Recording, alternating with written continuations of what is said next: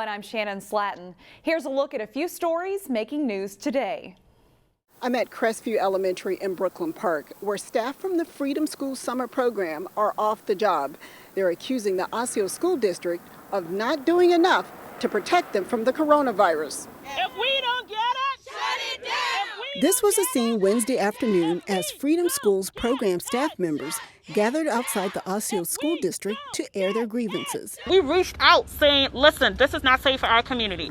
COVID is actually impacting the Black and brown community more than anyone else. Freedom Schools is a 6-week summer literacy and cultural enrichment program. About 150 students attend the program in the Osseo School District, which is offered at 3 locations.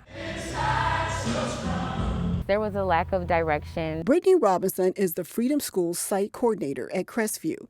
She says staff were given little or no guidance when it comes to dealing with the COVID-19 pandemic. There was a lack of training. There was a lack of care. Robinson also says teachers had to purchase their own cleaning products because the program wasn't given a sufficient amount of supplies. I only was given 6 bottles of one spray, 6 bottles of another spray, so they had to share. Some social distance signage was put up recently. However, Robinson says thermometers used to take temperatures of staff and scholars were faulty. They do not work, and I brought that up several times. We spoke with parent Samantha Rappaport. Her 7-year-old son attends Freedom Schools. My mother is in a high-risk group, and I take care of her throughout the day.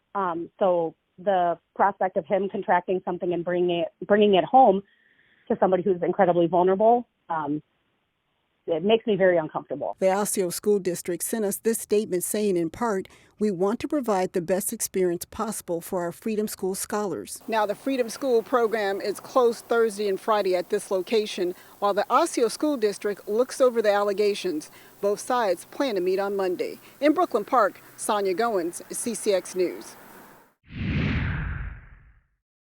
As the number of COVID-19 cases grow across the nation, debate over whether kids should be allowed to be back in school classrooms this fall continues in Minnesota. Local residents we spoke to share their different views. You ready? For parents, kids are their heart and soul. Can you come over just a little? So it's tough when it feels like you have to choose between quality education or health. I do not, with the little information that we have, think that it's safe right now. Amelia Goins believes if it's not safe for a half day of school, then it's not safe for a full day. It only takes one kid to get ill. So then everything goes back on lockdown for who knows how long. So here's the problem. But others, how am I supposed to work full-time and teach full-time? Aren't too concerned about school safety measures. All of my kids have special needs. So without that social interaction, without the structure, it really is not a good scenario. They need the one-on-one. Local students say they weren't a fan of distance learning, hoping to get back to the school building. All I gotta do is wear a mask and just carry your hand sanitizer. So you're not concerned about getting sick? No. I would rather prefer to go to school in the building because I can actually talk to my teacher and face to face. But SHAVON Johnson is having a hard time supporting in-person learning. Kids carry a lot of germs, and to spread that and bring that home is just, I don't think it's a good idea. Go over just a little bit. But when the time comes to make a decision, most parents we spoke to say they'll just have to trust what state and local leaders ultimately decide. I don't have to make that decision.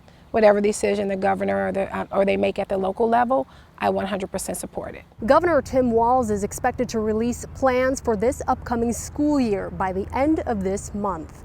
Reporting in Crystal, Pafua Yang, CCX News. In the shadows of the Minneapolis skyline, it's all about the community. Sits a beacon of hope. We're homeless. We're trying to survive. For those who have fallen on hard times. The lifestyle, it could lead you to all kinds of criminal directions. When you're here, that thought is far. Dreadnought T is one of the roughly 100 people who make their way to Peace House community every day. It's a beautiful name. Peace out. For 35 years, this South Minneapolis gathering spot has provided food, conversation, and nourishment for those without stable housing. It truly has become a place to belong. Golden Valley resident Catherine MAMER has been involved in some capacity for 34 of those years. I didn't feel comfortable in the beginning when I wasn't bringing a meal or something. But then I learned that whatever I had within me, whatever I had to give in conversation to somebody, was enough. For many of the visitors here, Peace House offers them a place to belong. Come here. Hey, commute. It's a beautiful thing. Yeah, that's what I see. We have a memory wall there. And some remain a part of the Peace House family, even in death. We've got about 115 people who have died from our community. Now, after 35 years of providing a sense of community, Catherine is working to keep that mission going. Because it's important that places like this exist.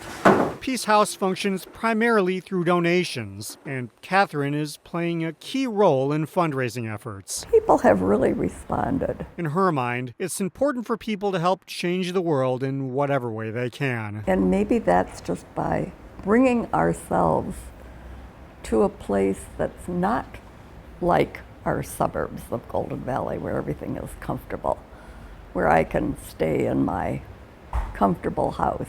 To commemorate the 35th anniversary of the Peace House community, this year they're looking to raise $35,000. For more information on how to donate, you can go to our website at ccxmedia.org. Reporting in Minneapolis, DELANE Cleveland, CCX News.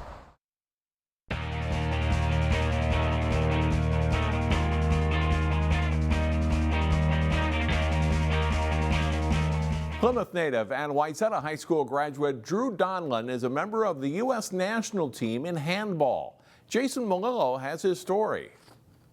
Team handball is still a pretty obscure sport in the U.S. I've heard it said before, I didn't make this up, but someone said it's the most American sport that Americans have never heard of. When Drew Donlin graduated from WAYZATA High School in 2011, he didn't know much about team handball either. Donlin was a freshman at the United States Air Force Academy when he stumbled into handball. At the academy, everybody has to play a sport, whether it's intramural or all the way to varsity. So club sports are really popular because you get a lot of guys who are varsity athletes and stuff. Yeah, so I started playing, I looked up the list of clubs and I was like, what's that? I think I've played that in gym class. So I looked up some YouTube videos. I was like, oh, I could probably do that. Donlin is proving to be a quick study. He excelled at Air Force and also benefited from a late growth spurt. He's now 6'7" and nearly 250 pounds. The added size is beneficial at the pivot position, which is akin to the center in basketball. Donlin is a member of Team USA for both the indoor and beach teams. And in 2018, he was selected to the Air Force World Class Athlete Program, a special honor that allows Donlin to train full-time and play professionally in Europe. I wasn't sure if I'd get picked up. I knew a few guys that had done it in the past, and it's kind of like this dream assignment in the Air Force where they let you be an athlete for a couple of years.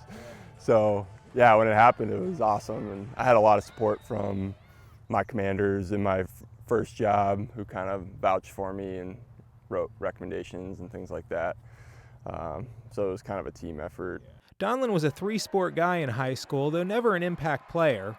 Still, Donlin believes his athletic ascent started at WAYZATA. That's a huge part of kind of my story is my time at WAYZATA, because I was a third-string quarterback my whole time. I got to play on some great teams and a great program, so a lot of the lessons I learned here from Coach A and RJ and all the coaches here really helped me a lot, not just in my athletic career, but at my time at the Air Force Academy. I think I was really well prepared from, learning to not be the best guy, in your field, because a lot of guys show up to the academy, they're all everything from their towns, and I'd kind of experienced that, a little bit of adversity through my sporting time here, but still being involved and knowing what it takes to be a part of a great organization like the athletic program here at WAYZATA. So I'm definitely thankful for my time here, beyond just the state championships I got to be a part of, and I know I wasn't a star player, but I definitely learned a lot and built a lot of good relationships here.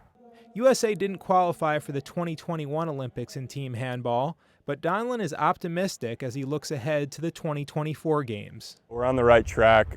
We had a new leadership within the organization just over the past 2 years, new national team coach who's kind of an Olympic legend. He's a Swedish guy who's got 2 silver medals, and so he's really helping us get a lot more players placed over in Europe like me. You know, we've got a good core group of players on the national team that are dual citizens that grew up in Europe, and so they've got the skills and experience. But I think the true test will be getting more American, like true Americans kind of like me, over there and playing for top clubs in Europe. But we definitely are encouraged and optimistic about the future. Drew Donlin says his sister Colleen is the real athlete of the family. At WAYZATA, Colleen was a record-setting swimmer and a member of 3 state title-winning teams. But her big brother is proving to have some athletic chops as well. Jason Malillo, CCX Sports. Thanks, Jason. For more stories like this from the Northwest Suburbs, please visit our website at ccxmedia.org. That's all for sports. I'm John Jacobson. Find more local news stories at ccxmedia.org and follow us on social media.